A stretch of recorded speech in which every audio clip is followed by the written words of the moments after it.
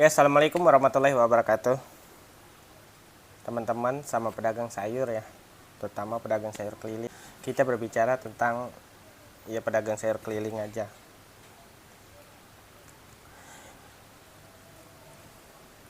Jadi kalau dagang sayur keliling itu, teman-teman, kalau saya sih pengalaman pribadi ya menurut saya udah sehati sih sama saya. Tapi buat teman-teman yang ingin mulai usaha dagang sayur, buat pemula banget ya. Kalau yang pemula banget, yang penting mah klaten aja dulu.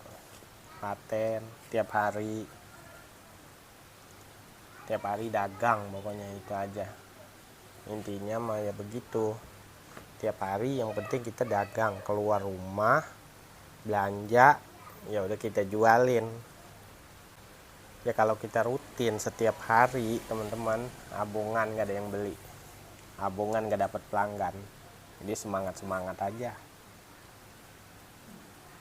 jangan kendor kalau dagang mah. Dagang baru seminggu udah kendor, udah males, oh dagangan saya nggak laku. Nggak begitu, ya jalanin aja dulu, keliling sembari belajar. Saya dulu malah nggak belajar dulu loh, pertama awal-awal dagang. Ya sejalan-jalannya aja, belanja sendiri, bikin keronjok sendiri, bikin apa namanya itu ya, buat tempat dagang itu sendiri. Ya sebisa-bisa saya aja awal-awalnya mah. Justru ada ya apa namanya cerita yang lucu. Kan kalau belanja itu kan puluhan macam kan ya, bahkan bisa sampai 50 macam, 100 macam itu. Kan kalau kita baru banget gitu, pemula banget itu, kan nggak semuanya hafal dagangan. Bahkan ya baru itu kenal dunia sayur gitu ya. Ini itu. Nggak semuanya kan kita kenal semua itu harganya. Tuh, saya dulu begitu awalnya, ceritanya lucu juga. Tapi saya mah tetap tiap hari lanjut aja. Kayak dagangan yang modalnya 3.000, gue jual 2.000. Ada juga yang kadang belanjaan 2.000, gue jual 5.000. Tuh, begitu. Awal-awal saya dagang sayur itu pemula banget, baru mulai seminggu kali. Masih begitu aja, tapi lama-lama kan ya terekam juga dia otak. Oh ini kita nanya modalnya berapa, ini modalnya berapa, sedikit-sedikit kita bertanya sama yang jual di pasarnya. Oh jadi tahu, terekam nih di otak kita. Oh salah ya saya jualnya. Saya dulu lucu loh, banyak yang jual di bawah modal saya jualnya. Waktu pertama tahun berapa saya dulu ya,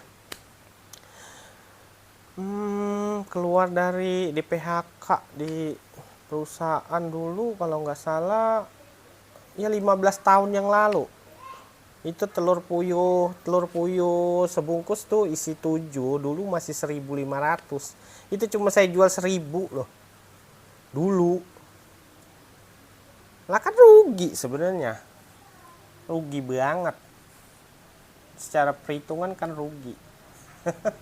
Daun singkong gitu ya, belinya dulu mah 2.000, itu segabung tuh kan ada 5 lah, dijual 3.000-an satu, coba ada itu. Nah kita diketawain sama pelanggan, lah ini jualan bagaimana sih.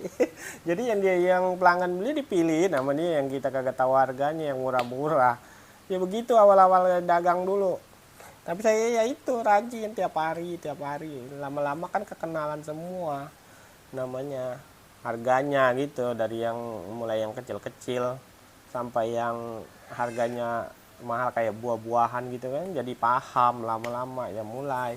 Tapi saya pertama sekali waktu tahun itu kan kalau gaji WMR itu masih 1.200.000 kalau nggak salah.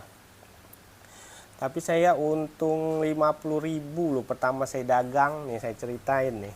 Saya untung 50.000, udah girang banget itu dulu waktu dagang pertama. Kok jualnya begini, sejalan-jalannya begini ya, nggak tahu ilmunya, nggak tahu, tapi untung gitu dagang.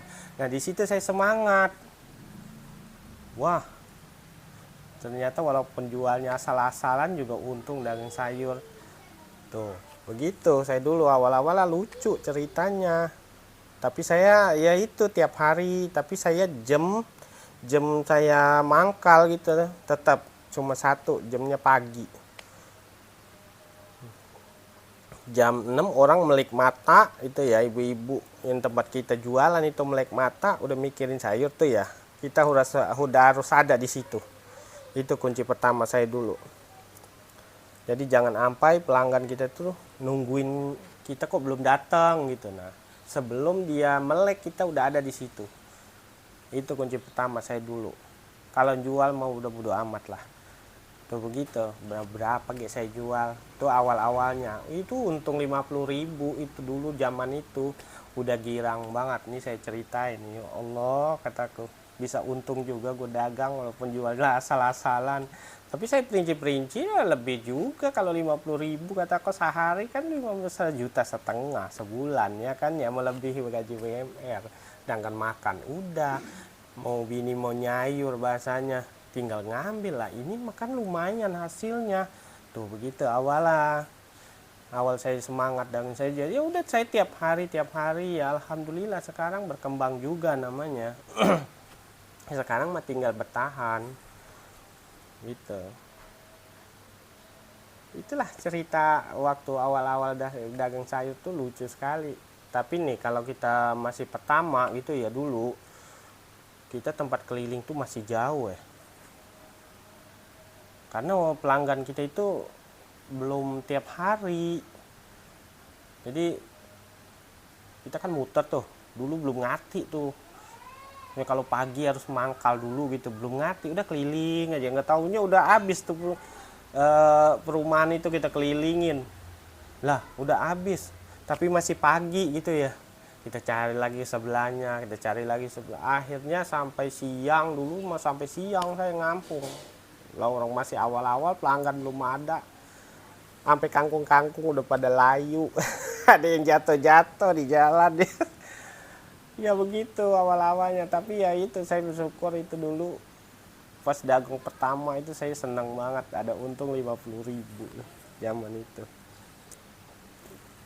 Tapi emang zaman itu masih murah-murah dagangan mah. Kayak terong pare itu masih harga 2.000-an dulu.